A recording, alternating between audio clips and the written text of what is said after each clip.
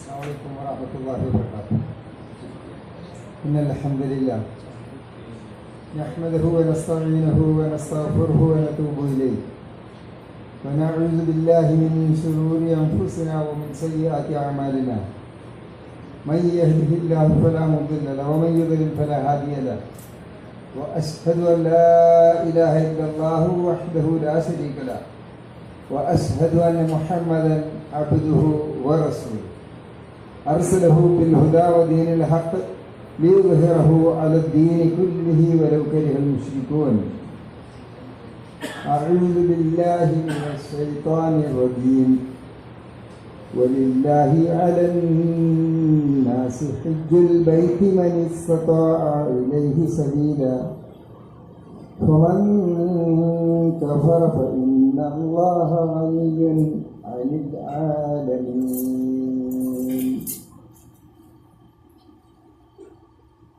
ഹജ്ജ് ചെയ്യൽ എല്ലാവർക്കും നിർബന്ധമാണ്. ഹജ്ജ് ചെയ്തിട്ടില്ലെങ്കിൽ പിന്നെ അവൻ കാഫിറായി പോയാൽ അള്ളാഹുവിന് ഛേദമൊന്നുമില്ല, അള്ളാഹു വലിയാണ് എന്നാണ് ഞാൻ ഓതിയ ആയതിൻ്റെ അർത്ഥം. ഹജ്ജ് എത്രമാത്രം പ്രാധാന്യമാണ് എന്നാണ് അത് സൂചിപ്പിക്കുന്നത്. അള്ളാഹുവിന് വേണ്ടി, അള്ളാഹുവിൻ്റെ തൃപ്തിക്ക് വേണ്ടി ഹജ്ജ് ചെയ്യൽ എല്ലാവർക്കും നിർബന്ധമാണ്.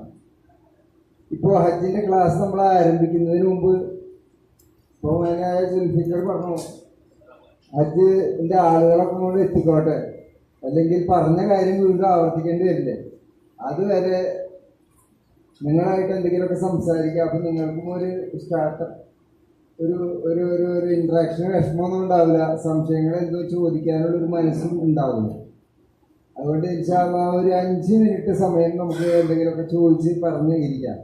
അതിനിടയ്ക്ക് നമ്മുടെ ആളുകൾ ഏകദേശം നമുക്ക് 48 പേരാണ് നമ്മുടെ യാത്രക്കാരായിട്ടുള്ളത്. പിന്നെ 3 പേര് ക്ലാസ് എടുക്കാൻ 3 പേരും എത്തിയിട്ടുണ്ട്. മാഷാ അല്ലാഹ് ബഹുമാനപ്പെട്ട ഉസ്താദ് മുഹമ്മദ് കുട്ടി, ഉസ്താദ് അബ്ദുറസാഖ് അവരിവിടെ എത്തിയിട്ടുണ്ട്. അവർ നമ്മുടെ കൂടെ ഉണ്ട് ഇൻഷാ അല്ലാഹ്. അപ്പോൾ അതിനു മുമ്പ് നമ്മൾ എന്തിനാണ് വന്നത് എന്ന് ചോദിച്ചാൽ ഹജ്ജിനെ പറ്റി പഠിക്കാൻ വേണ്ടിയിട്ടാണ്. ഇതിനു മുമ്പ് ഹജ്ജ് ചെയ്തിട്ടില്ലാത്ത ആരും ഉണ്ടാവുമെന്ന് എനിക്ക് തോന്നുന്നില്ല. വളരെ അപൂർവം ചില ആളുകളെ ഉണ്ടാവുള്ളൂ. ആരെങ്കിലും ഉണ്ടെങ്കിലും ഒന്ന് കൈ പോകണം. 4, 5, 6, 7, 7.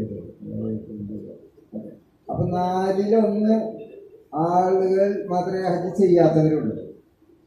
ബാക്കിയുള്ളവരെല്ലാവരും ഒരു തവണ ചെയ്തിട്ടുള്ളത്. ഒന്നും കൂടി നന്നാക്കണം, നന്നായിട്ട് എല്ലാം പൂർത്തിയാക്കി ചെയ്യണം എന്നൊരാഗ്രഹം ഹജ്ജ് ഒരെണ്ണം ചെയ്ത് കഴിയുമ്പോൾ എല്ലാവർക്കും ഉണ്ടാവും. അത് ഒരു കഴിയുമ്പോഴും ഉണ്ടാവുക. കാരണം എന്തൊക്കെ ഒരു ഒന്നും കൂടി ചെയ്യണം എന്ന്. അപ്പോൾ അതായിരിക്കും മറ്റുള്ളവർ ഉദ്ദേശിച്ചുണ്ടാവാൻ പറ്റുന്നുണ്ട്. അതേപോലെ തന്നെ ഇവിടെ വന്ന ആളുകൾ അവരും പഠിക്കണം. ഹജ്ജിനെ സംബന്ധിച്ചിടത്തോളം ചില ആളുകൾ നമ്മുടെ നാട്ടിൽ മോളെ കല്യാണം കഴിയട്ടെ, അതല്ലെങ്കിൽ മക്കള് അവരുടെ എഡ്യൂക്കേഷൻ പൂർത്തിയാവട്ടെ, കുറച്ചും കൂടി ബാധ്യതകളുണ്ട്, കട ഉണ്ട്, കച്ചവടമാണ് ഇപ്പോൾ ഉള്ളത്, അപ്പോൾ അതിൽ കുറച്ച് കടബാധ്യതകൾ കൊടുത്ത് തീർക്കാനുണ്ട് എന്നൊക്കെ പറഞ്ഞിട്ട് ഹജ്ജ് പോയി. ഇത് പാടുണ്ടോ സത്യത്തിൽ എന്ന് ചോദിച്ചാൽ, അതിനിപ്പോൾ ഞാൻ നിങ്ങളോട് ചോദിച്ചു കഴിഞ്ഞാൽ മിക്കവാറും ആളുകൾ പറയും അത് കുഴപ്പമില്ല എന്നാണ്. വാസ്തവത്തിൽ അതിന് ഉത്തരം പാടില്ല എന്നാണ്. ഹജ്ജ് എന്താണ്? ഹജ്ജ് നമസ്കാരം, നോമ്പ്, സക്കാത്ത് പോലെയുള്ള ഒരു കാര്യമാണ്. അതിന് വേണ്ടിയിട്ട് 10 സെന്റ് ഭൂമിയുള്ള ഒരാൾ അയാൾക്ക് 2000 രൂപ ആർക്കോ കൊടുക്കാനുണ്ട്, അല്ലെങ്കിൽ 2 ലക്ഷം ആർക്കോ കൊടുക്കാനുണ്ടെന്ന് വിചാരിച്ചിട്ട് എന്ത് ചെയ്യാൻ പാടില്ല? ഹജ്ജിനെ നേടിയേക്കാൻ പാടില്ല. 10 സെന്റ് ഭൂമി ഉണ്ടായി കഴിഞ്ഞാൽ അയാൾക്ക് 20 ലക്ഷം രൂപയായിരിക്കും. ഒരു 5 ലക്ഷം രൂപ മതി ഹജ്ജിന്. അപ്പൊ കടക്കാരനല്ല, പക്ഷെ എന്നാലും കടക്കാരനൊന്നും തോന്നുന്നു അയാൾക്ക്. വലിയൊരു ബിസിനസ് മുസ്തഫയിൽ നടന്ന സാധനങ്ങളുണ്ട്, ബിസിനസ് ഉണ്ട്, വളരെ ഉഷാറാണ്. പക്ഷേ കസ്റ്റമേഴ്സിനോ അല്ലെങ്കിൽ സപ്ലയേഴ്സിനോ എന്തെങ്കിലുമൊക്കെ കൊടുത്ത് തീർക്കാനുണ്ടെന്നുള്ളതിൻ്റെ പേടി കൊണ്ട് ഹജ്ജിനെ നീട്ടി വെക്കുന്ന ആളുകളുണ്ടാവും. മോളെ കെട്ടിക്കാനുണ്ടെന്നൊക്കെ പറഞ്ഞത് അത് ഇസ്ലാമിൽ പാടില്ലാത്ത ഒരു കാര്യമാണ്. അത് ആദ്യം ചെയ്യേണ്ട ഒരു കാര്യമല്ല, ലാസ്റ്റ് ചെയ്യേണ്ട കാര്യമല്ല. കാരണം എന്താ വെച്ചാൽ നല്ല ആരോഗ്യം ഉണ്ടെങ്കിൽ മാത്രമേ ഹജ്ജ് പൂർണ്ണമായി ചെയ്യാൻ സാധിക്കാവുള്ളൂ. അപ്പോൾ ഇതൊക്കെ കഴിഞ്ഞിട്ട് ഒരു കാലഘട്ടം ഉണ്ടായിരുന്നു, നമുക്കൊരു 10-20 കൊല്ലം മുമ്പ് മിക്കവാറും ഇന്ത്യയിൽ നിന്ന് വന്നിരുന്ന വയസ്സന്മാർ മാത്രമാണ് ഒന്നിനും പറ്റാണ്ടാവുന്നത്. ആ ഒരു സ്ഥിതി ഈ ഗൾഫ് കൊണ്ട് മാറി. വാപ്പമാരെ കൊണ്ടുവരാനും ഉമ്മമാരെ കൊണ്ടുവരാനൊക്കെ ആളുകൾ തുടങ്ങിയപ്പോൾ അതൊരു മത്സരമായി തീർന്നു. ഇപ്പോൾ ഉംറയുടെ പേരിലാണ് കൂടുതൽ മത്സരം. ഉംറയാണ് ആളുകൾ ചെയ്യുന്നത്. പക്ഷെ ഹജ്ജ് ചെയ്തിട്ടുണ്ടാവുകയില്ല. വാസ്തവത്തിൽ ഹജ്ജ് ചെയ്തിട്ടാണ് ഉംറ ചെയ്യേണ്ടത്. ഉംറയ്ക്ക് വരുന്ന ആൾക്ക് ഉംറ അല്ല നിർബന്ധം, എന്താണ് ഹജ്ജിന് നിർബന്ധം. അപ്പൊ ആ നിർബന്ധമായ കാര്യത്തിന് അവിടെ മാറ്റി വെച്ചിട്ട് അല്ലാത്ത കാര്യം ചെയ്യണേണ്. അപ്പൊ അതൊക്കെ ഒരു തെറ്റായ കീഴ്വഴക്കവും തെറ്റായ മുൻഗണനാക്രമമാണ്. എല്ലാത്തിനും അതിൻ്റെതായ ഒരു മുൻഗണനാക്രമമാണ്. അപ്പൊ ഹജ്ജ് ചെയ്തിട്ടാണ് ഉംറ ചെയ്യുക, അല്ലെങ്കിൽ ഹജ്ജിനോടനുബന്ധിച്ച് ഉംറ ചെയ്യേണ്ടത്. അല്ലാണ്ട് ഉംറ ചെയ്ത് 1 ചെയ്ത് 2 ചെയ്ത് 3 ചെയ്ത് ഹജ്ജ് ചെയ്താ ഇല്ല എന്ന് പറഞ്ഞാൽ അത് തെറ്റായ ഒരു കാര്യമാണ്. ഇതൊക്കെ നമ്മൾ തെറ്റിദ്ധാരണകൾ മാറ്റാന്നുള്ളവർക്ക് മനസ്സിലാക്കി വെക്കേണ്ടുന്ന കാര്യങ്ങളാണ്. അതേപോലെ കുറെ കാര്യങ്ങൾ നമുക്ക് സംശയങ്ങളായിട്ട് തോന്നും. ഹജ്ജിന് വേണ്ടി ഒരു നല്ല ഇബാദത്തിന് വേണ്ടി പോണതല്ലേ, അപ്പൊ ഈ യാത്രയിലൊക്കെ 4 റക്അത്തുള്ള നിസ്കാരമൊക്കെ 2 റക്അത്തായിട്ട് നിസ്കരിക്കാം, അതൊരു കുറവല്ലേ എന്നൊരു തോന്നല്. മിനയിൽ എന്നാൽ 4 റക്അത്തുള്ള നിസ്കാരം 2 റക്അത്ത് നിസ്കരിക്കുക. അറഫയിൽ എന്നാൽ അസറിന്റെ സമയത്ത് അസർ നമസ്കരിക്കാതിരിക്കുക, മഗ്രിബിന്റെ സമയത്ത് മഗ്രിബ് നമസ്കരിക്കാതിരിക്കുക. ഇതൊക്കെ കാണുമ്പോൾ ചിലർക്ക് തോന്നുന്നത് നമ്മൾ ഈ ബാത്ത് ചെയ്യാൻ വേണ്ടി വന്നതല്ലേ, നമുക്ക് ഈ ബാത്ത് പൂർത്തിയാക്കേണ്ടതല്ലേ എന്നൊരു തോന്നൽ ഉണ്ടാകും. അപ്പൊ പൂർത്തിയാക്കി നിസ്കരിക്കലല്ല ഇത് ശരി എന്ന് ചോദിച്ചാൽ സാധാരണക്കാർ പറയും അത് അങ്ങനെയാണ് ശരി എന്ന് പറയും. വാസ്തവത്തിൽ എന്താണ് ശരി? ശരി എന്താണോ റസൂലുള്ളാഹി കാണിച്ചത് അങ്ങനെ തന്നെ ചെയ്യും. യാത്രയിൽ 4 ഉണ്ടെങ്കിൽ 2 റക്അത്ത് നമസ്കരിക്കുക. മിനയിൽ ചെന്നിട്ട് അതാതിന്റെ സമയത്ത് 2 റക്അത്ത് നമസ്കരിക്കുക, അല്ലെങ്കിൽ ചുരുക്കി നമസ്കരിക്കുക. അറഫയിൽ ളുഹർ നമസ്കരിച്ച ഉടനെ തന്നെ അസർ കൂടി നമസ്കരിക്കാം. അസറിന്റെ സമയത്ത് അസർ നമസ്കരിക്കാതിരിക്കാം. അപ്പൊ ചില കാര്യങ്ങൾ ചെയ്യാതിരിക്കുകയും ചില കാര്യങ്ങൾ ചെയ്യുകയും ചെയ്യുക. ഏതുപോലെ റസൂലുള്ളാഹി പഠിപ്പിച്ച് തന്നതുപോലെ തന്നെ. അത് ഒരു കാര്യം. നിങ്ങളുടെ ധാരണ ചോദ്യം ചോദിച്ചിട്ട് ഇനിയിപ്പോൾ വിഷമം വേണ്ട, നിങ്ങൾക്ക് ഉത്തരം പറയാൻ തെറ്റിന് പേടിച്ചിട്ടാ, അല്ലെങ്കിൽ അത് ഒരു കുറവാകും എന്ന് വിചാരിച്ചിട്ട് അവിടെ ചോദിക്കണില്ല, എന്നാൽ പറയുകയാണ്. മക്കയിൽ ചെന്ന അപ്പം തന്നെ ചില ആളുകൾക്ക് ഒരു വിചാരം മദീനയിൽ കൂടി പോയില്ലെങ്കിൽ ഹജ്ജ് ശരിയാവുകയാണ്. മക്കയിൽ നിന്ന് ഹജ്ജ് ചെയ്യുക, മക്കയിൽ നമസ്കരിക്കുക, 2 റക്അത്ത് നമസ്കരിച്ച് കഴിഞ്ഞാൽ 100 ഇരട്ടി പ്രതിഫലം, അല്ല 1,00,000 പ്രതിഫലം, 1,00,000 പ്രതിഫലം. അത് ഒഴിവാക്കിയിട്ട് ചില ആളുകൾ മദീനത്ത് പോകും. അപ്പൊ അത് ശരിയാണോ എന്ന് ചോദിച്ചാൽ എന്നാലും മദീനത്ത് പോകണം നല്ലതല്ലേ. മദീനത്ത് എത്ര പ്രാവശ്യം പോയിട്ടുള്ള ആളുകൾ, റിയാദിലുള്ള ആളുകൾ അല്ലെങ്കിൽ സൗദിയിൽ വന്ന ആളുകൾ ഹജ്ജ് ചെയ്തിട്ട് മക്കൾക്ക് പോയില്ലെങ്കിൽ മദീനത്ത് പോയില്ലെങ്കിൽ വലിയൊരു കുഴപ്പമാണ് എന്നൊരു തെറ്റിദ്ധാരണ. ഹജ്ജ് എന്നത് കഅബയും മിനയും മുസ്ദലിഫയും അറഫയുമായി മാത്രം ബന്ധപ്പെട്ടിട്ടുള്ള ഒരു കാര്യമാണ്. നീ കാത്തിൽ നിന്ന് ഇഹ്റാം ചെയ്ത് കഴിഞ്ഞാൽ പിന്നെ അവിടെ എന്തില്ല, ഹജ്ജിന്റെ ഫർദിലോ വാജിബിലോ റുക്നിലോ സുന്നത്തിലോ ഒന്നിനും എന്തില്ല, മദീന ഇല്ല എന്നുള്ളതൊരു വസ്തുത. പക്ഷെ നമുക്ക് ആളുകളോട് പറയുമ്പോൾ അതൊരു വിഷമാണ്. ഒരു ബന്ധവും ഇല്ല എന്നുള്ള കാര്യം ആദ്യം തീർത്ത് പറഞ്ഞു തരേണ്ടതുണ്ട്. അതുകൊണ്ട് ഞാൻ പറയുന്നത്. അതേപോലെ തന്നെ നബി സല്ലല്ലാഹു അലൈഹി വസല്ലമയുടെ ചര്യയിൽപ്പെട്ട റവാത്തിബ് നമസ്കാരം, റവാത്തിബ് എന്ന് പറഞ്ഞാൽ ഫർദ് നമസ്കാരങ്ങളോട് ചേർന്നിട്ടുള്ള സുന്നത്തായ നമസ്കാരങ്ങൾ, അത് ഹജ്ജിന്റെ സമയത്ത് ചില ആളുകൾ കാര്യമായിട്ട് ചെയ്യുന്നു. കാരണം ഒരു ഇബാദത്ത് ചെയ്യാൻ വന്നതല്ല. അപ്പൊ ഇബാദത്ത് ചെയ്യുമ്പോൾ അവർക്ക് പൂർണ്ണമായിക്കോട്ടെ എന്ന് വെച്ചിട്ട് ളുഹറിന് മുമ്പ്, ളുഹറിന് ശേഷം, മഗ്രിബിന് ശേഷം, ഇശാക്ക് ശേഷം നമസ്കരിക്കും ആളുകൾ. വാസ്തവത്തിൽ അതെന്താണ്, സുന്നത്തിന് വിപരീതമാകുന്നു, പാടില്ല, നിസ്കരിക്കാൻ പാടില്ല. യാത്രയിൽ യാതൊരു വിധത്തിൽ റവാത്തിബ് നമസ്കാരങ്ങളില്ല. സുബഹിക്ക് മുമ്പുള്ള 2 റക്അത്ത് നമസ്കാരം ഒഴികെ, അല്ലെങ്കിൽ വിത്രായ രാത്രിയിലെ നമസ്കാരം ഒഴികെ വേറെ റവാത്തിബ് നമസ്കാരങ്ങൾ ഇല്ല എന്നുള്ളതെന്ന് ചോദിച്ചു കഴിഞ്ഞാൽ നമ്മൾ പറയും നല്ലതല്ലേ, ഒരു ഇബാദത്ത് ചെയ്യുമ്പോൾ എല്ലാ ഇബാദത്തും കൂടി ചെയ്യുന്നതല്ലേ നല്ലത് എന്ന് ചോദിക്കും. ക്ലാസ് എടുക്കുന്നതിലും എങ്ങനെ സുന്നത്ത്, അങ്ങനെ സുന്നത്ത് കൊണ്ട് നിറഞ്ഞു കഴിഞ്ഞാൽ പിന്നെ അവിടെ ബിറല്ലാണ്ട് വേറെ ഒന്നും ഉണ്ടാവില്ല, നന്മകൾ മാത്രമേ ഉണ്ടാവുള്ളൂ. അങ്ങനെ ഒരു ജീവിക്കുന്ന ഒരാളായി തീരണം നമ്മൾ. കുറേ ചോദ്യങ്ങൾ ഉണ്ടാവും ഇതേപോലെ. ഇൻഷാ അല്ലാഹ് നിങ്ങൾക്ക് വണ്ടിയിൽ ചോദിക്കാം, ഹൈവേയിൽ ചോദിക്കാം, എല്ലായിടത്തും ചോദിക്കാം. പക്ഷെ അതിന് മുമ്പ് മാനസികമായിട്ട് പ്രിപ്പയർ ആവേണ്ട ചില കാര്യങ്ങളാണ് സൂചിപ്പിക്കാൻ വാസ്തവത്തിൽ നമ്മൾ വിളിച്ചത്. പിന്നെ ഒരു കാര്യം പറയാനുള്ള സ്ത്രീകളെ പറ്റിയിട്ട് പറഞ്ഞു, ഉസ്താദ് പറഞ്ഞു. അതായത് നമുക്ക് ആകെപ്പാട് 2 കാര്യത്തിനേ ആവശ്യമുള്ളൂ. തവാഫിന് സഈന് ജീവിതത്തിൽ ഒതുകൊണ്ട് ചില ആൾ പുതിയ അപകടമായിരിക്കും കൊടുക്കും, ചില ഇല്ലേ, ചില കാര്യങ്ങൾക്ക് ഒന്ന് ഫർളായത് നിസ്കാരത്തിന് തവാഫിന് മാത്രമേ ഉള്ളൂ, അതല്ലാത്തവർക്ക് ഒന്നും ആവശ്യമില്ല. എന്നതുപോലെ തന്നെ ശുദ്ധിയും ആവശ്യമുള്ളത് നമസ്കാരത്തിനും പിന്നെ തവാഫിനും നോമ്പിനും. സ്ത്രീകളെ സംബന്ധിച്ചിടത്തോളം നോമ്പ് പിടിക്കാം. അതല്ലാത്ത എന്ത് ഇബാദത്തിനും അദ്കാറുകൾക്കും ഒന്നും എന്തല്ല മാനസികമായ ഇതേ വേണ്ടതുള്ളൂ. ആ കാര്യം ഓർക്കാം. പിന്നെ വേറെ മറ്റൊരു കാര്യം പറയാനുള്ളത്, ചില ആളുകൾ ലിസ്റ്റ് എന്തൊക്കെ സാധനം കൊണ്ടുപോകണം, അതിനെ കൊണ്ടുപോകേണ്ട സാധനങ്ങൾ ലിസ്റ്റൊക്കെ ചോദിക്കാറുണ്ട്. അത് നമ്മൾ ഗൾഫിലുള്ള ആളുകളെ സംബന്ധിച്ചിടത്തോളം ഒരു യാത്രക്ക് കൊണ്ടുപോകുന്ന സാധനങ്ങൾ എന്തൊക്കെയാണ് പറയേണ്ട ആവശ്യമില്ല. 100 യാത്ര പോകണം നമ്മൾ. ഒരു യാത്രക്ക് എന്തൊക്കെ ഒരുക്കും അതൊക്കെ ഒരുക്കി ഭംഗിയായിട്ട് ലിസ്റ്റ് ചെയ്ത് ഗേറ്റാക്കി സൂക്ഷിച്ചിട്ട് ഓവർ ബർഡനായിട്ടുള്ള വലിയ ലഗേജുകൾ എപ്പോഴും കെട്ടിച്ച് കൊണ്ടുപോകാതിരിക്കുക. നഷ്ടപ്പെട്ടു പോയാൽ നഷ്ടബോധം തോന്നുന്ന ഒരു സാധനം കൈവെക്കരുത്. പോണേ പോട്ടെ എന്ന് വിചാരിക്കുന്ന സാധനങ്ങൾ മാത്രമേ കൈ വെക്കേണ്ടതുള്ളൂ. പിന്നെ ലിസ്റ്റായിട്ട് സൂക്ഷിക്കേണ്ടത് എന്നോട് ചോദിച്ചാൽ ഞാൻ പറയും, നമ്മൾക്ക് പ്രാർത്ഥിക്കാനുള്ള പ്രാർത്ഥനകളൊക്കെ ലിസ്റ്റായിട്ട് വെച്ചോ കയ്യിൽ. കാരണം ഓരോ സ്ഥലങ്ങളിൽ കഴിയുമ്പോൾ എനിക്ക് പ്രാർത്ഥിക്കാനുള്ള കഴിഞ്ഞാൽ തവാഫിൽ ഇനിയിപ്പോൾ സഹി വെറുതെ നടക്കാം, അല്ലെങ്കിൽ അവിടെ സഫയിൽ പറഞ്ഞു മറുപടിയിൽ പറഞ്ഞു, ഇനി എന്താ പറയുക, ആ ലിസ്റ്റ് എപ്പോഴും കയ്യിലുണ്ടാവണം എന്നാണ്. എവിടെയും ആവർത്തിക്കപ്പെടണം പ്രാർത്ഥനകൾ, എവിടെയും ആവർത്തിക്കപ്പെടണം. അറഫ എന്ന് പറഞ്ഞാൽ ഹജ്ജ് എന്ന് പറഞ്ഞാൽ തന്നെ അറഫയാണ്.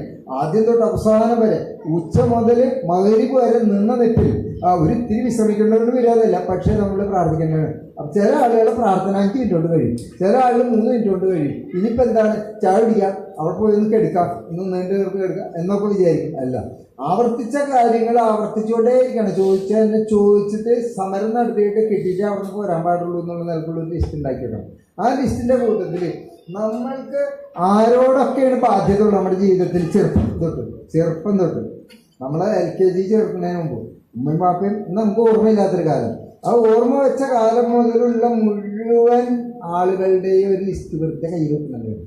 അവർക്കൊക്കെ വേണ്ടി നമുക്ക് പ്രാർത്ഥിക്കാം. അവർ പലരും ജീവിച്ചിരിപ്പില്ല, പലരും മരിച്ചു, പലരും നമ്മളെ സഹായിച്ചിട്ടുണ്ട്, അവരെ നമ്മുടെ ജീവിതത്തിൽ പിന്നെ കണ്ടിട്ടില്ല, ഒരു പ്രാവശ്യം സഹായിച്ചത് മാത്രമേ കണ്ടുള്ളൂ. പലരും നമ്മുടെ കൈ പിടിച്ച് എഴുതിപ്പിച്ചിട്ടുണ്ട്, പലരും നമ്മൾ കരഞ്ഞപ്പോൾ തലയിൽ വെച്ചിട്ട് സമാധാനിപ്പിച്ചിട്ടുണ്ട് നമ്മൾ കുഞ്ഞായിരിക്കുന്ന സമയത്ത്. അങ്ങനെ തൊട്ട് ഇന്ന് വരെ എത്ര ആളുണ്ട് നമ്മുടെ ലിസ്റ്റിൽ ചോദിച്ചാലേ അതൊക്കെ ഒഴിവിടണമായിരുന്നു ഒരു ലിസ്റ്റ് ഉണ്ടാക്കി വെച്ചിരിക്കുക. അപ്പോൾ അവർക്കൊക്കെ പ്രാർത്ഥിക്കാം. ഒരാളുടെ അസാന്നിധ്യത്തിൽ നമ്മൾ പ്രാർത്ഥിക്കുന്ന പ്രാർത്ഥനകൾ തീർച്ചയായിട്ടും അയാൾക്ക് കൊടുക്കുന്നതിന് മുമ്പ് നമുക്ക് അല്ലാഹു സുബ്ഹാനഹു വ തആല തരും എന്ന് സഹിഹായ ഹദീസ് വന്നത്. അപ്പോൾ പ്രാർത്ഥിക്കാൻ മെറ്റീരിയൽ ഇല്ല, ആർക്ക് വേണ്ടി പ്രാർത്ഥിക്കും, അങ്ങനെ ബേജാറാവണ്ട. ഇഷ്ടംമാതിരി ആളുകൾ നമ്മളെ ലൈഫിലൂടെ കടന്നു പോയിട്ടുണ്ട്, അവർക്കൊക്കെ വേണ്ടി പ്രാർത്ഥിക്കണം. ഒരു ലിസ്റ്റ്. രണ്ടാമത്തെ ഒരു ലിസ്റ്റ് എന്താണെന്ന് വെച്ചാൽ, ആദ്യം തൊട്ട് അവസാനം വരെ ഇന്നേ വരെ നമ്മൾ ചെയ്ത എല്ലാ കുറ്റവും ഒരു ലിസ്റ്റ് ഉണ്ടാക്കി എഴുതിച്ചു. അപ്പോൾ ലിസ്റ്റ് ഭയങ്കര കുറേ പേപ്പർ വേണ്ടിയിട്ട് കിലോമീറ്റർ A4 സൈസ് പേപ്പർ വേണ്ടി എഴുതി വെച്ച് ഓർമ്മകളൊക്കെ എഴുതി വെച്ചിട്ട് അതൊക്കെ എന്താണ്, അതൊക്കെ എണ്ണിപ്പറയാന്ന് പറയില്ല, എണ്ണിപ്പറഞ്ഞ് അറിയാന്നൊക്കെ പറയില്ല ആളുകൾ എന്ന പോലെ ചോദിക്കേണ്ടുന്ന കാര്യങ്ങൾ. അപ്പോഴും നിങ്ങൾക്ക് ദ്വയർക്കണതിന് ദാരിദ്ര്യം വരില്ല. പല ആളുകളും പറയുന്ന ഒരു കാര്യമാണ്, എനിക്ക് ഇനിയിപ്പോൾ എന്തൊന്നും തോർക്കുന്നുണ്ട്, തോർക്കണമൊക്കെ കഴിഞ്ഞു പോയി, ഇല്ല കഴിഞ്ഞിട്ടില്ല. അപ്പോൾ അതേപോലെ തന്നെ ഇനി നമുക്ക് നമ്മുടെ പല ആളുകളും നമ്മളോട് പറയുന്നത് ദ്വയ ചെയ്യണട്ടാ അജിന് പോണതല്ലേ എന്ന് പറയും. നമ്മൾ ആന്നും പറയും, സത്യത്തിൽ നമ്മൾ അവർ പെരുമാറും. എന്നിട്ട് അവർ തിരിച്ചു വരുമ്പോൾ ചോദിക്കും, നിങ്ങൾ എനിക്ക് വേണ്ടി തരണം, എല്ലാവർക്കും വേണ്ടി തരണം. അത് പറയാൻ വേണ്ടിയിട്ടല്ലേ പറഞ്ഞയച്ചത് എനിക്ക് വേണ്ടി പറയാൻ വേണ്ടിയിട്ടല്ലേ, എല്ലാവർക്കും വേണ്ടി പറയാൻ വേണ്ടി നിങ്ങളോട് പറയണം. അതെല്ലാവരും അല്ല, മുസ്ലിമാർക്ക് കത്തി പോരേണ്ടല്ലോ. അപ്പം നിങ്ങൾ പറഞ്ഞിട്ടുള്ളൂ, അത് നിങ്ങളോട് പറഞ്ഞത് എനിക്ക് വേണ്ടി പറയാൻ വേണ്ടിയിട്ടാണ്. അപ്പം അതുകൊണ്ട് നമ്മൾ എന്ത് വേണം, ആരും നമ്മളോട് പറഞ്ഞിട്ടുണ്ടെങ്കിലും അതൊരു അമാനത്താണെന്ന് വിചാരിക്കണം. അറ്റ്ലീസ്റ്റ് ആ നേരത്തെങ്കിലും മാറി നിന്നിട്ട് അയക്ക് വേണ്ടി തോരണം, എന്നാൽ പിന്നെ ഇതൊന്നും പറയാല്ല. അല്ലെങ്കിൽ അത് അവർ കുഞ്ഞുകാരല്ല ശരിക്കും അവിടെ എഴുതിയില്ല. എന്നിട്ട് അവർക്ക് വേണ്ടിയിട്ട് നമുക്ക് പ്രാർത്ഥിക്കാവുന്നതാണ്. ഇനി ദിക്റുകളും തസ്ബീഹുകളും തഹ്ലീലുകളും ചെയ്യേണ്ടതല്ലാത്ത ഒരു സമയം നമ്മുടെ ലൈഫിൽ ഉണ്ടാവുന്നത് നിറഞ്ഞിരിക്കണം ഫുൾ ടൈം ദിക്റുകളെ കൊണ്ട്. ദാക്കിറൂനല്ലാഹ കസീറ, ധാരാളം ദിക്ർ ചെയ്യാന്ന് പറഞ്ഞാൽ ഫർദ് നിസ്കാരത്തിന് ശേഷം അല്ലെങ്കിൽ പ്രഭാതത്തിൽ പ്രദോഷത്തിൽ അതല്ലാത്ത ധാരാളം എന്ന് പറഞ്ഞാൽ എണ്ണമില്ലാത്ത ദിക്ർ ചെയ്യുന്ന ആൾ. അങ്ങനെ ആവണം നമ്മൾ. എണ്ണമില്ലാത്ത സലാത്ത് ചെല്ലുന്ന ആൾ, എണ്ണമില്ലാത്ത പ്രാർത്ഥിക്കുന്ന ആൾ എന്ന് വെച്ചാൽ ഒരു നിമിഷം പോലും പാഴാക്കാത്ത ഒരാളായിരിക്കണം നമ്മൾ. ആ ഒരു പ്രതിജ്ഞയും ഒരു തയ്യാറെടുപ്പും ഒക്കെ നമ്മുടെ ജീവിതത്തിൽ ഉണ്ടാവേണ്ടത്. നമുക്ക് നമ്മളോട് നമ്മുടെ ആവശ്യങ്ങൾ എന്തൊക്കെയാണ്, ദുനിയാവിലെ നമ്മളെ ആവശ്യങ്ങൾ, ആഖിറത്തിലെ നമ്മളെ ആവശ്യങ്ങൾ, നമ്മുടെ വേണ്ടപ്പെട്ട ആളുകളുടെ ആവശ്യങ്ങൾ, പാവപ്പെട്ട ആളുകളുടെ ആവശ്യങ്ങൾ, അയൽവാസികളുടെ ആവശ്യങ്ങൾ, മുസ്ലിങ്ങളില്ലാത്ത ആളുകളുടെ ആവശ്യങ്ങൾ, എൻ്റെ അഭിപ്രായം പറഞ്ഞു കഴിഞ്ഞാൽ നമ്മുടെ സർക്കാരിന് വേണ്ടി, മോഡിക്ക് വേണ്ടിയിട്ട് പോലെ പ്രാർത്ഥിക്കണം ഹിദായത്ത് കിട്ടാൻ വേണ്ടിയിട്ട്.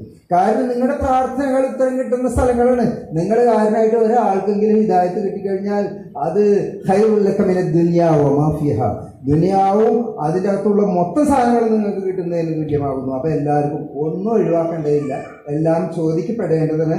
അതുകൊണ്ട് ആ കാര്യം, ആ അറഫാ ദിനത്തിനുള്ള ഒരുക്കം, അതാണ് ഒരുക്കം, അതാണ് ഹജ്ജിനുള്ള ഒരുക്കം. അതല്ലാണ്ട് പെട്ടി മേടിച്ച്, സാധനം മേടിച്ച്, സോപ്പ് മേടിച്ച്, പേസ്റ്റ് മേടിച്ച്, ബ്രഷ് മേടിച്ച് ഇനി എന്താണ് മേടിക്കേണ്ടത് ഉസ്താദ്, അതല്ല അതൊക്കെ അവിടെ കിട്ടും, വഴി പോകണോടൊക്കെ കിട്ടും, അതിനൊന്നും വിഷമില്ല. പക്ഷേ നമുക്ക് നമ്മളെ പറ്റിയിട്ട് അറിയാമല്ലോ, നമുക്ക് എന്താണ് വേണ്ടത് എന്നതിനെ സംബന്ധിച്ച് ശ്രദ്ധിക്കാം. പിന്നെ പറയേണ്ട വേറൊരു കാര്യം എന്ന് വെച്ചാൽ, സാധാരണ ഹജ്ജൽ ബൈത്ത എന്ന് പറഞ്ഞോടത്ത് പറഞ്ഞേ ഹജ്ജിന്റെ അകത്ത് ഒരു തർക്കം പാടില്ല, ഒരു വഴക്ക് പാടില്ല, ഒരു തെറി പാടില്ല, ഒരു തിക്കാണം പാടില്ല. നമ്മൾ പറയുന്ന വിധത്തിലൊരു കളിയും തമാശയും പുകവലിയും അതേപോലെ തന്നെ മ്യൂസിക്കും വീഡിയോയും റെക്കോർഡിങ്ങും. ചില ആളിലൊക്കെ ഹജ്ജിന് പോയി കഴിഞ്ഞാൽ മൊബൈലിന് വെച്ച് ഇങ്ങനെ നടക്കും. കുറേ നേരം ദ്വാരക്കുമ്പോൾ ഒരു കൈ ഇങ്ങനെ കുട്ടിയിട്ട് ഒരു കൈ സുബ്ഹാനല്ലാഹ്, എന്നാൽ പിന്നെ ഇവിടുന്ന് പോയത് അത് പച്ചരിയാണ്. എന്ന് പറയുന്ന അർത്ഥം കാണിക്കാന്ന്. അപ്പൊ ഒരാളെ കാണിക്കൽ ഉദ്ദേശം, ഞാൻ ഇപ്പൊ അർഫയിലെത്തി ഫുട്ബോൾ കമന്ററി പോലെ ഇപ്പോൾ ഞാൻ മിനയിലുള്ളത്, ഇപ്പോൾ ഞാൻ കല്ലെറിഞ്ഞുകൊണ്ടിരിക്കുന്നു, ഇത് ഇങ്ങനെ ആളുകളെ അറിയിച്ചുകൊണ്ടിരിക്കുക. അതിനെക്കാട്ടും വലിയ റിയായി ഇല്ല. നിങ്ങൾ പറഞ്ഞേക്ക് ഞാൻ 7 ദിവസത്തിനും ഫോണിലില്ല, എനിക്ക് കബറിലാണ് എന്ന് വിചാരിക്കാം. കബറിലേക്ക് പോകുന്ന വസ്ത്രം ധരിച്ച്, കബറിലേക്ക് പോകുന്നതിന് മുമ്പുള്ള സുഗന്ധം പൂശി, കബറിലേക്ക് പോണ പോലെ പോണ ഒരാൾ പിന്നെ അതിനിടക്ക് വിളിക്കുന്നത് തന്നെയാണ്. മരിച്ചെന്ന് വിചാരിച്ചോ, നിങ്ങളായിട്ട് എനിക്ക് ബന്ധമില്ല. ഇനിയിപ്പോൾ ഞാൻ അള്ളാഹുടെ അടുത്തുണ്ട്. ആ നിലക്കുള്ള ഒരു ലൈഫായിരിക്കണം. ഒരു ഫോൺ കയ്യിൽ വെക്കണോണ്ട് കുഴപ്പമുണ്ടായിട്ടല്ല പറയണത്. പക്ഷെ ഇതായിട്ട് ഇങ്ങനെ തിരിപ്പിടിച്ചിരിക്കാന്ന് പറഞ്ഞാൽ അപ്പോൾ ആരായിരിക്കണം ഏറ്റവും മശൂല് അള്ളായിട്ടല്ല, വേറെ ആരൊക്കെയോ ആയിട്ടുണ്ട്. അപ്പൊ അത് പാടില്ല. ഹജ്ജ് അള്ളാഹുവിനെ തൃപ്തിക്കഴിഞ്ഞ ഹജ്ജ് എന്ന് പറഞ്ഞാൽ അർത്ഥം എന്താണ്? ഒന്നും പറഞ്ഞില്ല. ഹജ്ജ് ഹജ്ജൽ ബൈത്ത, ആർക്കറിയാം അർത്ഥം? ഹജ്ജ് യാത്ര ആണോ? ഹജ്ജ് അവൻ ഹജ്ജ അല്ല, ഹജ്ജ് ഉംറ സിയാറത്ത് 3 ഒരേ അർത്ഥം തന്നെയാണ്. ഹജ്ജാന്ന് പറഞ്ഞ ഉദ്ദേശിച്ചും കൂടി ഒരു അർത്ഥമല്ല. ഓമൻ ഹജ്ജൽ ബൈത്ത, ബൈത്തിനെ ഉദ്ദേശിച്ച് പോയ ഒരാൾ. ബൈത്ത ആരെ ബൈത്തിന്? ബൈത്തുല്ലാഹിൽ കഅബ, കഅബയെ ഉദ്ദേശിച്ചിട്ട്. കാരണം ഇബ്രാഹിം നബി പണിത ആ വീടും ആ പരിസരവും ആ നിന്ന സ്ഥലവും ആ കയറിയുന്ന കല്ലും അല്ലല്ല ആ മണ്ണും ആ അന്തരീക്ഷവും അതൊക്കെ നമ്മളെ ഒരു ഇബ്രാഹിം നബിയുടെ പ്രതിരൂപമാക്കി മാറ്റണം. ഇബ്രാഹിം നബി വിളിച്ച ആ വിളിക്ക് ഉത്തരം നൽകിക്കൊണ്ട് അള്ളാഹുവിന്റെ തൃപ്തിക്ക് വേണ്ടിയിട്ട് പോയ നമ്മൾ എന്ത് വേണം? ഇബ്രാഹിം നബി ജീവിതത്തിൽ എങ്ങനെയായിരുന്നുവോ ആ ഒരു മാതൃക നമുക്ക് പിൻപറ്റണം. അതിനൊരു ക്ലാസ് തന്നെ വേണം നമുക്കിപ്പോൾ ചോറിന് അവിടെ റെഡി ആയിക്കണേ. അതുകൊണ്ട് ആ ഒരു ക്ലാസ് ഞാൻ എടുക്കില്ല. പക്ഷെ ഓർമ്മയാണ് ഇൻഷാ അല്ലാഹ് നിങ്ങളുടെ ക്ലാസ്സിൽ, നിങ്ങളുടെ വഴിയിൽ അത്തരത്തിലുള്ള ക്ലാസ്സുകളൊക്കെ ഉണ്ടായിരിക്കും. അതിനു വേണ്ടിയിട്ട് തയ്യാറാവും. പിന്നെ മഹ്ശറയിലേക്ക് പോകുന്നത് പോലെ മഹ്ശറയെ ഓർക്കുക എന്ന് പറയും. നമ്മൾ തുന്നാത്ത വസ്ത്രം ധരിച്ചുകൊണ്ട്, സുഗന്ധം പൂശിക്കൊണ്ട്, പൊടി പിടിച്ചുകൊണ്ട്, ജട പിടിച്ചുകൊണ്ട്, കബറിൽ വെച്ച ഒരു തടി പോലെ തന്നെ, അതേപോലെ തന്നെ ആയിരിക്കണം ഹാജി. അല്ലാണ്ട് പിന്നെ അതിൻ്റെ അപ്പുറത്തെ വലിയ വൃത്തിപ്പെടുപ്പൊന്നും നിങ്ങൾ ഉദ്ദേശിക്കേണ്ട ആവശ്യമില്ല. നമ്മളെ മനസ്സ് വൃത്തിയാവേണ്ടത്. അല്ലാണ്ട് പോണ വഴിയും അവിടെയുള്ള സാധനങ്ങളും അത് പൊടിയാണ്, അവിടെ വൃത്തിയാടണം, ഇവിടെ വൃത്തിയാടണം, അവിടെ തിരക്കണ്, ഇതൊന്നും ദുനിയാവ് ഒരു പ്രശ്നമേ ആകാൻ പാടില്ല. ആഖിറത്താണ് നമ്മുടെ ലക്ഷ്യം. അതുകൊണ്ട് ആഖിറത്തിന് വേണ്ടിയിട്ട് നമ്മൾ പുതിയ പ്രതിജ്ഞകൾ എടുക്കണം. നമ്മളെ തൗഹീദ് നന്നാക്കാൻ വേണ്ടി പ്രതിജ്ഞ എടുക്കണം. നമ്മളെ സുന്നത്ത് വർദ്ധിപ്പിക്കാൻ വേണ്ടിയിട്ട്. ഇവിടെ നമ്മൾ പോയ ഹാജി പണ്ട് ഫർദ് മാത്രം നിസ്കരിച്ചിരുന്ന ആളിന്, എന്നാൽ ഇങ്ങോട്ട് വരുമ്പോൾ ഇനി ജീവിതം മരിക്കണ വരെ സുന്നത്തുകൾ പലതും പ്രാബല്യത്തിൽ വരുത്തണം. അതിനുള്ള പ്രതിജ്ഞ അവിടെ അറഫയിൽ എടുക്കണം. അതുപോലെ തന്നെ ഒരുപാട് ചീത്ത കാര്യങ്ങൾ ചെയ്തിരുന്ന ആള് ആ ചീത്ത മുഴുവൻ ഒഴിവാക്കാനുള്ള പ്രതിജ്ഞകൾ എടുക്കണം. അതുപോലെ ജീവിതം മുഴുവൻ എങ്ങനെ ധന്യമാക്കാൻ സാധിക്കും അതിൻ്റെ പുതിയ പ്രതിജ്ഞയായിട്ട് പുതിയ മനുഷ്യനായിട്ട് ഉമ്മ എന്ന് പറഞ്ഞില്ലേ, ഉമ്മ ജനിച്ച ഉമ്മ പ്രസവിച്ച കുട്ടി എന്ന് പറഞ്ഞാൽ പുതിയ ആളാണ്. ഇനി തൊട്ട് ഇവിടുന്ന് പുതിയ ഒരാളാണ്, പഴയ ആളല്ല. പണ്ട് കണ്ടിരുന്നത് കാണൂല, പണ്ട് കേട്ടിരുന്നത് കേൾക്കൂല, പണ്ട് പറഞ്ഞിരുന്നത് പറയൂല, പണ്ടുണ്ടായിരുന്ന വിധത്തിലുള്ള ഒരു ദൂഷ്യവും ഇല്ലാത്ത പുതിയൊരു മനുഷ്യൻ. ആ പുതിയൊരു മനുഷ്യനാവണമെങ്കിൽ എന്തൊക്കെ വേണമെന്നുള്ളത് നമ്മൾ പ്ലാൻ ചെയ്യണം. അതിന് നമ്മൾ അവിടുന്ന് പ്രാക്ടീസ് ചെയ്യണം. ഈ യാത്രയിൽ പ്രാക്ടീസ് ചെയ്യണം. ഈ യാത്ര ഹജ്ജ് യാത്രയാണ്. അപ്പൊ ഇബാദത്തുകളിൽ നമ്മൾ ഒന്നാമത്തെ ആളായിരിക്കണം. സുന്നത്തായ കാര്യങ്ങൾ എന്തൊക്കെ അനുവദിച്ചിട്ടുണ്ടോ അതിലൊക്കെ ഒന്നാമതായിരിക്കണം. ഹറാമായ കാര്യങ്ങൾ എന്തൊക്കെ നിരോധിച്ചിട്ടുണ്ടോ അതിലൊന്നാമതായിരിക്കണം. അന അവ്വലുൽ മുസ്ലിമീൻ എന്നാണ് ഇബ്രാഹിം നബി പറഞ്ഞത്. അതേപോലെ തന്നെ ഞാനാണ് ഒന്നാമത്തെ. അപ്പൊ ഞാൻ പറഞ്ഞില്ലേ കുറച്ചു നേരത്തെ ഞാൻ പറഞ്ഞ നിസ്കാരം എല്ലാവരും കഴിഞ്ഞ് അസ്സലാമു അലൈക്കും വറഹ്മത്തുള്ളാഹി വലൈക്കും സലാം. അപ്പൊ ഇമാമ് തിരിഞ്ഞു നോക്കുമ്പോൾ മറ്റാൾ ഒതു കൊടുത്തു വരുന്നു. നമ്മൾ കുടിക്കപ്പെട്ട ആള് പറഞ്ഞനുസരിച്ചില്ലേ അത് എവിടെയായിരുന്നു? അതെന്താണ്? അത് ആ അലസത ഇപ്പോഴും മാറിയിട്ടില്ല. ഗഫലത്ത്, പഴയ ഗഫലത്താണ്. ആ ഗഫലത്തൊക്കെ മാറി ഒരു ഉന്മേഷവും ഒരു ഒരു ഒരു ഊർജവും ഈ ഹജ്ജിൽ നിന്ന് നമുക്ക് ലഭിക്കണം. നമ്മുടെ ലൈഫ് കുറച്ചുള്ളൂ, ഉള്ള ടൈം വളരെ വിലപിടിച്ചത്, വളരെ പ്രഷ്യസാണ്. അതുകൊണ്ട് ദിക്റുകളെ കൊണ്ടും ദുആകളെ കൊണ്ടും ഖുർആൻ പാരായണത്തെ കൊണ്ടും നമ്മുടെ എല്ലാ കാത്തുനിൽപ്പുകളും, എല്ലാ യാത്രയും ഇരിപ്പും നടപ്പും മുഴുവൻ ബാക്കിയുള്ള ഇതുവരെ ചെയ്തിരുന്ന കാര്യങ്ങളൊക്കെ തൽക്കാലം ഒഴിവൊക്കെ കളയാ, നമ്മുടെ സമയം പാഴാക്കാതിരിക്കുക. അതാണ് ഹജ്ജിൽ ഏറ്റവും പ്രധാനപ്പെട്ട കാര്യം. ഇൻഷാ അല്ലാഹ് ഉസ്താദ് പറഞ്ഞു, ഇന്നമാ ജഅല റമിയുൽ ജിമാർ വസഈ ബൈനൽ സഫാ വൽ മർവ. ഇതിന്റെ ഒന്നിന്റെ കാരണം നമുക്ക് ഹജ്ജ് പഠിക്കാം. എന്തിനാണ് കല്ലെറിയുന്നത്, എന്തിനാണ് സഫയില്, എന്തിനാണ് മറുവയില്, അതിനൊക്കെ ഓരോ കാരണങ്ങളുണ്ട്. ഇൻഷാ അല്ലാഹ് സമയം അധികം കിട്ടുമ്പോൾ നമുക്ക് ആ ക്ലാസ്സുകൾ എടുക്കാം, എന്നിട്ട് അവിടെ നിന്ന് പഠിക്കാം. പക്ഷെ അതിൻ്റെ ഒക്കെ പിന്നിലുള്ള പ്രധാനപ്പെട്ട കാര്യം അള്ളാഹിനെ പറ്റിയാണ് ഓർക്കേണ്ടത്. അള്ളാഹിനെ പറ്റി ഓർക്കാൻ ഹാദ്രാബി ഓടി, ഓക്കെ. അതേപോലെ തന്നെ ബിലീസ് വന്നിട്ട് അറക്കണ്ടെന്ന് പറഞ്ഞു, ഓക്കെ. അങ്ങനെ പല സംഗതികളൊക്കെ ഉണ്ട് അവിടെ. ശൈത്താനത്തോ കങ്കരി മാർക്കെന്ന് പറഞ്ഞില്ല, ശൈത്താനല്ല, ഓർക്കേണ്ട ആൾ അള്ളാഹു ആകുന്നു. ശൈത്താനെ പറ്റി ഓർക്കേണ്ടതെങ്കിൽ നമ്മൾ ഓരോ കല്ലെറിയുമ്പോഴും അഴിവില്ല അഴിവില്ല അഴിവില്ല എന്ന് പറയേണ്ടിയിരുന്നു. ഇല്ല, അതല്ലല്ലോ പറയണത് എന്താണ്? അള്ളാഹു എന്ന് പറയുന്നത് അഴിവ് പറയുന്നത്.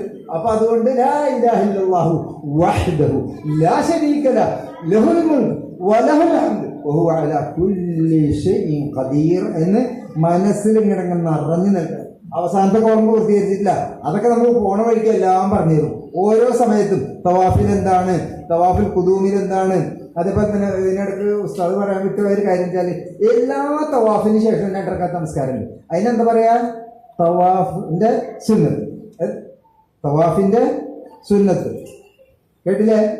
എല്ലാ 7 തവാഫ് ഇവിടെ എപ്പം ചെയ്തെന്നായിരിക്കും. പള്ളിയിൽ ചെന്നിരുന്നപ്പോൾ 7 തവാഫ് ചെയ്യാൻ തോന്നി, അപ്പോഴെന്ത് ചെയ്യാൻ 2 റക്അത്ത്. തവാഫിൽ വിദാ അപ്പോഴും 2 റക്അത്ത്.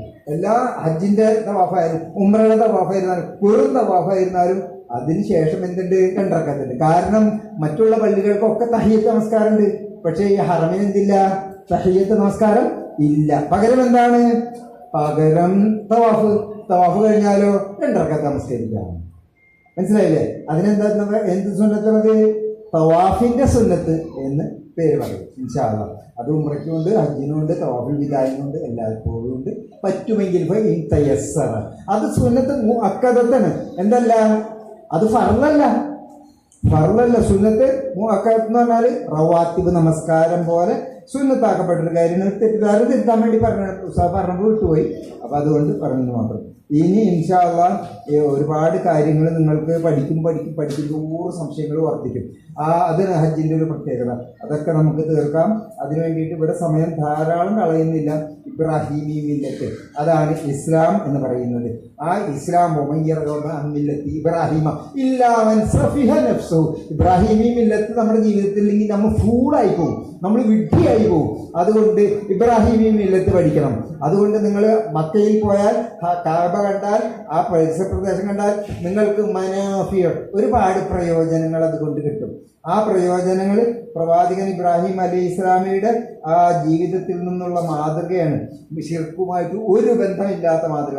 അതുപോലെ തന്നെ അള്ളാഹ് ഒരു കാര്യം പറഞ്ഞു കഴിഞ്ഞാൽ ഞാനൊന്ന് ആലോചിക്കട്ടെ, ഞാൻ ഒന്ന് പറയട്ടെ എന്ന് പറയുന്ന ഒരു വർത്താനം ഉണ്ടാവാൻ പാടില്ല. ഇത് അസ്ലം, ആ ഇസ്ലാമാവ് നീ എന്ന് പറഞ്ഞാൽ ഞാൻ ഇസ്ലാമായി ഖലാസ്. അതായത് എന്ത് കാര്യം നിർബന്ധിച്ചിട്ടുണ്ട് അത് ഉടനെ പ്രവർത്തിക്കും, എന്ത് കാര്യം നിരോധിച്ചിട്ടുണ്ട് അത് ഉടനെ വെടിയും. ഈ ഒരു സ്വഭാവം നമ്മുടെ ജീവിതത്തിൽ ഉണ്ടാകണം. അത് ഇബ്രാഹിം നബിയുടെ ജീവിതത്തിൽ നിന്നാണ് നമുക്ക് ഉണ്ടാകാൻ പോകുന്നത്. അതൊക്കെ ആയിരിക്കണം നമ്മുടെ ഹജ്ജ് കൊണ്ട് നമുക്ക് നേടിയെടുക്കേണ്ടുന്ന കാര്യങ്ങൾ ഇൻഷാ അല്ലാഹ്. പിന്നെ സുന്നത്ത് എന്ന് പറഞ്ഞാൽ റസൂലുള്ളാഹി നടക്കാൻ പറഞ്ഞിടത്ത് നടക്കാം, നിൽക്കാൻ പറഞ്ഞിടത്ത് നിൽക്കാം, വട്ടത്തിൽ നടക്കാൻ പറഞ്ഞിടത്ത് വട്ടത്തിൽ നടക്കാം, നീളത്തിൽ നടക്കാൻ പറഞ്ഞിടത്ത് നീളത്തിൽ നടക്കാം, കിടന്ന് ഉറങ്ങാൻ പറഞ്ഞിടത്ത് ഉറങ്ങാം, നിസ്കരിക്കേണ്ടാന്ന് പറഞ്ഞിടത്ത് നിസ്കരിക്കാണ്ടിരിക്കുക, അത് സുന്നത്ത്. നിസ്കരിക്കേണ്ടാന്ന് പറഞ്ഞിടത്ത് നിസ്കരിക്കാതിരിക്കുക. അതിൽ ചില ആളുകൾ അറഫയിലൊക്കെ ചെന്ന് കഴിഞ്ഞാൽ അവിടെ ഭയങ്കര വെട്ടും കുത്തും റാത്തീവും കുത്തുബീയത്തും ഒക്കെ ഉണ്ടാവും. അതൊന്നും കൂടാണ്ട് അസറിന് ജമാഅത്തായിട്ട് നിസ്കരിക്കുകയും ചെയ്യും. സുബ്ഹാനല്ലാഹ്, അസറിന് ജമാഅത്തായിട്ട് നിസ്കരിക്കും. അവിടെ അസർ നമസ്കാരം ഇല്ല. ആ നമസ്കരിക്കാതിരിക്കുകയാണ് സുന്നത്ത്. മഗ്‌രിബ് നമസ്കാരം ഇല്ല, ആ നമസ്കരിക്കാതിരിക്കല്ല സുന്നത്ത്. അപ്പൊ സുന്നത്ത് എന്ന് പറഞ്ഞാൽ നമ്മ വിചാരിക്കുന്ന സാധനമല്ല. അത് ആര് പറയണം? റസൂലുള്ളാഹി സ്വല്ലല്ലാഹു അലൈഹി വസല്ലം. ഖുദൂ അന്നീ മനാസികക്കും, ഞാൻ പറഞ്ഞ പോലെ ചെയ്യും നിങ്ങൾ. ഞാൻ പറഞ്ഞ പോലെ എന്ന് പറഞ്ഞാൽ നടക്കാൻ പറഞ്ഞെടുത്ത് നടക്ക തന്നെ വേണം. പിന്നെ ഓടേണ്ട സ്ഥലത്ത് ഓടണം. കുറച്ച് ഇത്തിരി വേഗത്തിൽ അവിടെ പോകാൻ പറഞ്ഞു അവർ താഴ്വരയിൽ പച്ച വെയിറ്റിലുള്ളടത്ത് അടയാളമുള്ളടത്ത് ഇത്തിരി വേഗം, അത് സുന്നത്തിന്. ആദ്യത്തെ 3 ഇത്തിരി വേഗത്തിൽ എന്ന് പറഞ്ഞാൽ അതങ്ങനെ ഓടണം, അതിന്റെ സുന്നത്ത്. ഇനി എല്ലാവർക്കും ഓടണം, 1 പ്രാവശ്യം ഓടാൻ പറഞ്ഞിട്ടില്ല. അപ്പൊ മൊത്തം ഓടലാ ഓട്ടം, കൂലി കൂടുതൽ കിട്ടുമെന്ന് വിചാരിച്ചിട്ട് കിട്ടുന്നത്. ഇമാതിരിയുള്ള തെറ്റിദ്ധാരണ ഒക്കെ മാറ്റി സുന്നത്ത് എന്താണെന്ന് പറഞ്ഞ് പഠിപ്പിക്കണ്. കിടന്നുറങ്ങ് മുസ്ദലിഫയില് ഉറങ്ങലൊരു സുന്നത്ത്. അപ്പൊ നിത്യജീവിതത്തിലുള്ള കാര്യങ്ങളല്ലേ, എല്ലാ നിത്യജീവിതത്തിലുള്ള മൊത്തം ലൈഫിൽ എന്തൊക്കെ ഉണ്ടാവും. ജീവിതം എന്ന് പറയുന്ന യാത്രയിൽ ആ ഹജ്ജ് പറയുന്ന ഒരു യാത്ര കൊണ്ട് പഠിപ്പിക്കണം. ജീവിതം എന്ന യാത്ര എങ്ങനെയായിരിക്കണം, ഹജ്ജിന്റെ യാത്ര കാണിച്ചു തരുന്നുണ്ട്. അപ്പൊ ഹജ്ജിന്റെ യാത്രയിൽ നമുക്ക് ഒരാളോടും ഒരു വിധത്തിലുള്ള ദേഷ്യം എന്ന് പറയുന്നതില്ല. കൂട്ടത്തിൽ കൂടി ആളുകളെ കൂട്ടത്തിൽ കൂടെ കിടക്കുക, എല്ലാവരും അഡ്ജസ്റ്റ് ചെയ്യാൻ പറ്റുക, എല്ലാത്തിനും ക്ഷമിക്കാൻ സാധിക്കുക, മര്യാദ കാണിക്കുക, വരി നിൽക്കുക. വരി ടോയ്ലറ്റിന്റെ പിന്നിൽ വരി നിൽക്കുമ്പോൾ ഞാൻ അങ്ങോട്ട് കിടക്കട്ടെ ഇയാൾ ഇങ്ങോട്ട് കിടക്കട്ടെ, ഇല്ല, ഒരു മര്യാദ പാലിക്കും. അത് ശീലിക്കണം, അത് ലൈഫിൽ ഉണ്ടാകേണ്ടതാണ്. അവിടെ ക്ഷമകേട് കാണിക്കാൻ പാടില്ല. ആളുകളുടെ കൂട്ടത്തിൽ ലക്ഷം ആളുകൾ. അതുപോലെ ഒക്കെ നമ്മളെ യാത്ര മുഴുവൻ പുണ്യപൂർണമായ സ്ഥലങ്ങളിലേക്ക് പോകും. പുണ്യയാത്ര അതൊരു പേര് തന്നെ. അപ്പം മീഖാത്ത് മുതൽ ഹറമ് വരെയും, ഹറമ് കഴിഞ്ഞിട്ട് പിന്നീട് മിന വരെയും, മുദലിഫ വരെയും, അറഫ വരെയൊക്കെ പുണ്യസ്ഥലങ്ങളാണ്. എന്നാൽ തൊട്ടുമുത്താൻ പറഞ്ഞത് ഒരു സ്ഥലത്ത് മാത്രമേ ഉള്ളൂ. ചില ആളുകൾ തൊട്ടേനൊക്കെ മുട്ടും. തൊട്ടേനൊക്കെ പിടിച്ചിട്ട് ഇങ്ങനെ മേത്തിട്ട് അവിടെ ഇവിടെ ഒക്കെ കത്തി ബർക്കത്ത് ഇങ്ങനെ എടുക്കാൻ വേണ്ടി നിൽക്കും. കാബയുടെ ഹില്ലേമല് അവിടെ കണ്ടോടത്ത് കാണ്ടോടത്തൊക്കെ കാണാം. പണ്ടൊക്കെ ഒതു എടുക്കുന്ന സ്ഥലത്ത് സംസം വീണ സ്ഥലത്തൊക്കെ ഇഹ്റാമിൽ തൂണി ഇട്ടിട്ട് തുടച്ച് മുക്കി അങ്ങനെ തന്നെ പിരിയാണ്ട് എടുത്തിട്ട് വെക്കും. അതെന്താണ്? അതിന്റെ ബർക്കത്ത് എടുത്തിട്ട് അത് അങ്ങനെ തന്നെ ഉണങ്ങിയിട്ട് അതിൽ മയ്യത്ത് കഫൻ ചെയ്ത് കഴിഞ്ഞാൽ സ്വർഗത്തിൽ പോകും എന്നൊക്കെ തെറ്റിദ്ധാരണകളാണ്. ഇത് മനസ്സിലാക്കണം. റസൂൽ എന്താണോ ബർക്കത്തായിട്ട് പറഞ്ഞത് അത് ബർക്കത്ത്. റസൂൽ എന്താണോ കാണിക്കാത്തത് അത് നമ്മൾ ഉപേക്ഷിക്കേണ്ടത്, ചെയ്യേണ്ടെന്ന് പറഞ്ഞാൽ തീരെ ചെയ്യേണ്ടതില്ല. ഹുദൂ അന്നീ മനാസികക്കും, നിങ്ങൾ ഞാൻ പറഞ്ഞ പോലെ ചെയ്താൽ മതി. അതാണ് നമ്മൾക്ക് ഇവിടെ ഹജ്ജിന്റെ പാഠത്തിൽ നമുക്ക് പഠിക്കാനുള്ള ഒരു കാര്യം. 2 കാര്യങ്ങളാണ് നിങ്ങൾക്ക് എല്ലാവർക്കും അറിയാം. ഒരു കർമ്മം അത് സ്വീകരിക്കണമെങ്കിൽ ഒന്നാമതായിട്ട് ഇഖ്ലാസ് വേണം, നെയ്യത്തിൽ ഇഖ്ലാസ് വേണം. അള്ളാഹു സ്വീകരിക്കണം, അള്ളാഹുവിൻ്റെ ഒന്ന് കൂലി കിട്ടണം, അള്ളാഹുവിന്റെ തൃപ്തിക്ക് വേണ്ടി ചെയ്യണം. വേറെ ഒരാളെയും തൃപ്തിക്കോ കാണിക്കാനോ കേൾപ്പിക്കാനോ അറിയിക്കാനോ വേണ്ടിയിട്ടല്ല എന്ന ഒരു നെയ്യത്ത്. അതാണ് ഒന്നാമത്തെ കാര്യം. രണ്ടാമത്തെ കാര്യമോ റസൂലുള്ളാഹി സ്വല്ലല്ലാഹു അലൈഹി വസല്ലമയുടെ കർമ്മങ്ങളോട് യോജിക്കുക എന്ന സുന്നത്ത്. ഇത് രണ്ടും ചേർന്നാലേ ഒരു അമല് എന്താവുള്ളൂ, അമല് സാലിഹാവുള്ളൂ, ഇബാദത്താവുള്ളൂ. ഇത് രണ്ടും വേണം. ഒന്ന് മാത്രം പോരാ, സുന്നത്ത് മാത്രം പോരാ, ഇഖ്ലാസ് നെയ്യത്തില്ല, നെയ്യത്ത് മാത്രം പോരാ, സുന്നത്തില്ല. ഇത് രണ്ടും കൂടി ചേരുമ്പോൾ ഇബാദത്തിന്റെ പൂർണ്ണമായിരിക്കും. അപ്പോൾ അങ്ങനത്തെ ഒരു ഇബാദത്ത് പഠിക്കാൻ വേണ്ടിയാണ് ഇസ്ലാഹി സെന്റർ ഇത് സംഘടിപ്പിക്കുന്നത്.